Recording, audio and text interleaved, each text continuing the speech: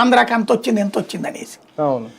Application ఫీజులు కూడా గొప్ప ఆదాయం కింద చేశారు, రోజు వచ్చే డబ్బులు పోగొట్టుకుని.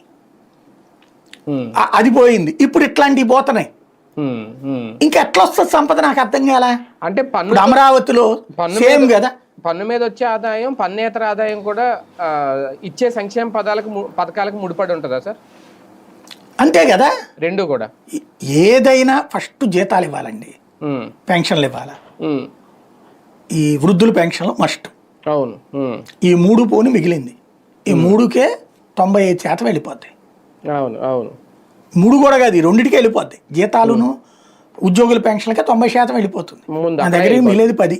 సామాజిక పెన్షన్లు కాకుండా కాబట్టినే ప్రతి నెల అప్పులు తీసుకుని సామాజిక పెన్షన్లు అన్నా కడుతుంది.